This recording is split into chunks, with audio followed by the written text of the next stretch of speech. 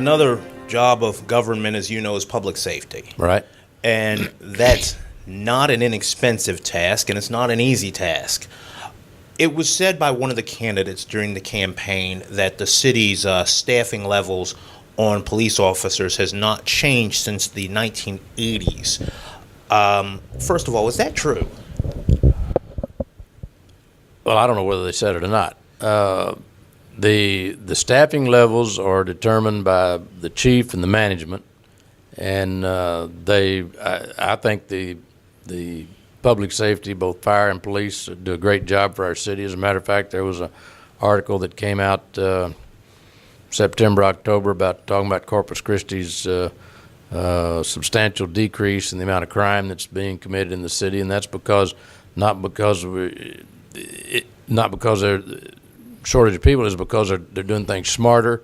We're using technology a lot better, and we've got Valero, for instance, this last year gave us, I don't know whether you've seen it, one of these surveillance towers that they can park in the shopping mall parking lots that have cameras all over them, and they can view the whole parking lot, see if people are doing mischief or breaking into people's cars and this sort of thing. And there's an officer in the tower watching the cameras, and then there's officers on the ground that if he needs to radio to somebody if they see some vandalism going on or something. So we're working smarter. People are beginning to be more aggressive in terms of reporting things that they're seeing them. Today's with cell phones and video cameras, they can assist local law enforcement to apprehend people that need it. Security systems all over.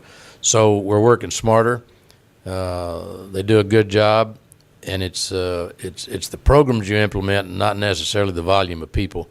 But for instance, when in the State of the City address that I gave last year, I made the comment that 92% of the general fund money that goes to pay for all of the things in the general fund, your fire, police, your parks, your swimming pools, your museums, and all of these sorts of stuff, 92 cents out of every 100 pennies, 92% of every dollar goes to meet public safety. And that doesn't give you much for senior community programs, swimming pools, parks and recreation, anything else. So we've got to be cognizant of the impact that has and what we do for our budget. So we're going to look and see how we might be able to improve that, because nobody wants to close down parks, nobody wants to close down museums, nobody wants to close swimming pools, but you've only got so much money. And the Crime Control District, when it first started, a portion of the Crime Control District money went to pay for additional police officers, and then they had several other programs, some night courts or juvenile courts or some type of educational programs or something. But over time, all of those programs have been eliminated, and the only thing now that the Crime Control District is paying for is additional police officers. And so if you're not careful, if you keep the trend up that we're on right now, the only thing the general fund money will be paying for is police and fire officers, and nothing else. And I don't think you want a city that's just simply a police and fire department. You've got to have these other amenities. So there's got to be a balance. And I think working together, we're going to get there.